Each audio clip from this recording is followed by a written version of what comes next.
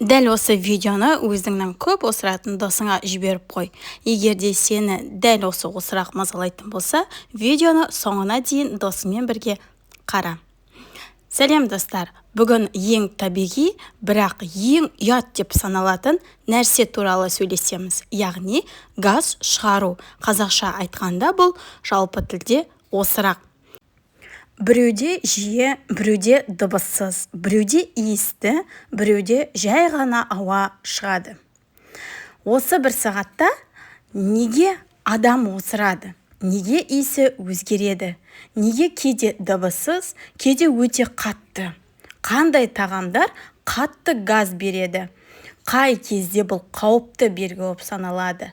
Газды азайтудың ең күшті лайфхактарын барлығын толық түсіндіремін. Ал кеттік. Газдың неге шығатынын бірінші түсіндірейік, Асқазан ішектен өтетін ауа, яғни аэрофагия деп айтамыз. Бұның себептері тамақты тез жеу, шайнамай жұту, сағыз, газды сусындар, іште ауа көп жиналады. Осының нәтижесінде адамда газ шығады, яғни бұны біз жалпақ тілде осырақ деп айтамыз. Екіншіден, ішектегі бактериялар. Біздің тоқ ішекте бактериялар тағамды ашытады. Сол кезде газ бөледі. Бұл қалыпты болып саналады. Үшіншіден, тағамға непереносимость деп айтамыз, Яғни адам сүтті көтере алмаса, немесе глютенге сезімталдылық, қатты жарылғыш газдарға көтере алмаушылығына болады. Төртіншіден, бұл стресс, нерв, яғни стресс кезінде ішек қозғалысы өзгереді. Осының нәтижесінде газ көбірек шығады. Және де мынандай тағамдарда бізде газды шығаратын болып саналады, яғни олардың ішінде бұршақ, капуста, пияз, сарымсақ, шырындар, фастфуд, бұлардың барлығы ең күшті газ берушілер болып саналады. Жалпы біз газдың үш түрін бөліп қарастырамыз, яғни біріншісі дыбыссыз, бірақ сасық газ болып келеді. Яғни бұл баяу шықса, иіс көп болады. Иісі күштірек болып келетіндер бұлар сарымсақ, пияз, капуста, жұмыртқа, ақуызды көп тұтыну, сонымен қатар бауыр ішектерінің нәтижесінде пайда болады. Екіншісі бұл қатты дыбыспен шығатын газ, яғни бұл тік ішек сфинктерінің дірілі болып келеді. Ауа тез шығатындықтан труба эффект береді. Үшіншісі бұл жиі, бірақ иіссіз.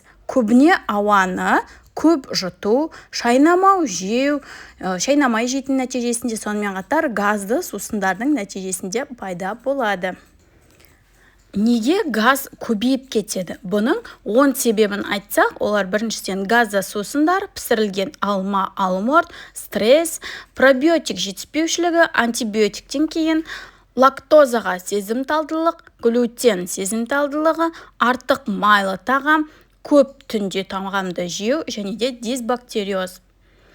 Газды 1-3 күннің ішінде қалай азайтамыз? Соның бір жеңіл жолдарын сіздерге айта кетейін.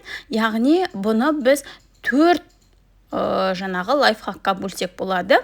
Оның біріншісі қарапайым лайфхактар дейміз. Яғни бұлар түтікше арқылы тағамды тұтынбау. Яғни түтікше арқылы тағам тұтынғанда бізде ауа кетіп қалуы мүмкін. Екіншіден, шайнауды баяулату, яғни қазіргі кезде көп адамдар тағамды шайнамай жұта салады. Негізгі бұлай қарасақ, малдың өзі бір тістеген шөпті ұзақ уақытқа дейін шайнап барып жұтады. Біздер оның қасында тағамды аз шайнап, 2-3 рет шайнап, тек тез тағамды жеп алсақ болды деп жүреміз. Бұл да бір үлкен қате болып саналады. Келесі бұл бәріміздің жақсы көретін газды сусындар, яғни қазір неше түрлі банкідегі сусындар шығып жатыр. Осылардың барлығы бізде жаңағы газ шығаруға әсер етеді, яғни біз газды сусындарға стоп қоюымыз керек. Одан кейінгісі сағызға да стоп қоюымыз қажет, яғни бұл да газ шығаруға бір үлкен септігін тигізеді. Негізгі бір жаңағы тағам деп санамаймыз, яғни бір привычка ғой адамның. Осы сағызға да стоп қоюымыз керек. Сонымен қатар жатар алдында тағам ішпеу, яғни біз жатар алдында дегеніміз кешкі 6-дан кейін тек қана жеңіл тағам жеп, одан кейін жатар алдында тағамды мүлдем тұтынбауымыз қажет.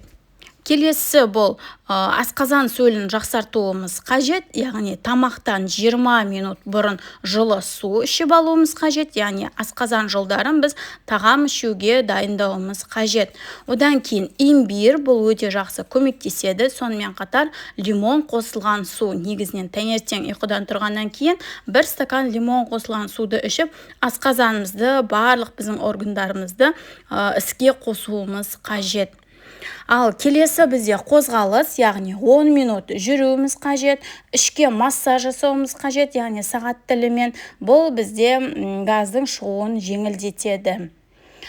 Қашан осы газ шығуы қауіпті болып келеді, яғни біз қай кезде тревога соғуымыз қажет, яғни бұл патология болып саналады.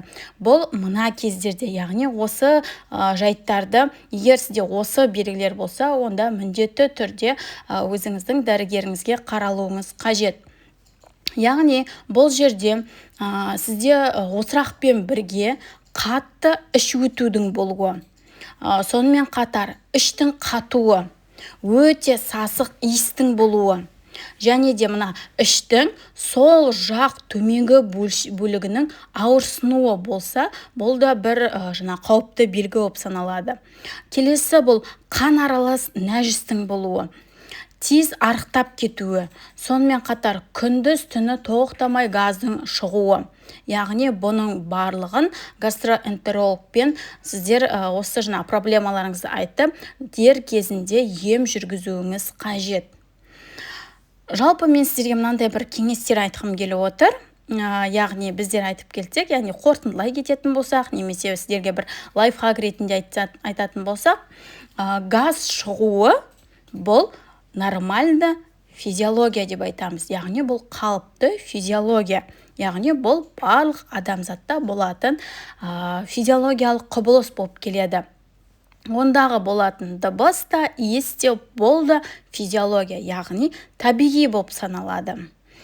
Оны біз тек қана бәсеңдете аламыз, яғни жаңа мен айтқандай лайфхактармен, бірақ оны тоқтату ешқалайда мүмкін емес.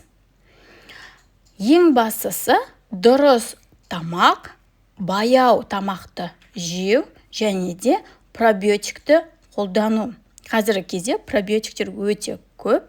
Осы пробиотикті қолдансаңыздар болады. Ұялып қажет емес. Бұл адамның табиғи функциясы. Тек газ тым көп болса, иісі өзгерсе, ішектің саулығын тексеруіміз қажет. Егерде менің видеом сіздерге ұнаған болса, ақпараттарым пайдалы болған болса, каналыма тіркеліп кетіңіз, лайк басып, комментарий жазуды ұмытпаңыздар. Каналыма обязательно подписаться етіп қойыңыз. Өздеріңіздің дәл осындай проблемасы бар достарыңызға менің видеомды жіберіп қойыңыздар. Олар да осы бір физиологияны аз да болсын бәсеңдетіп үйренсін.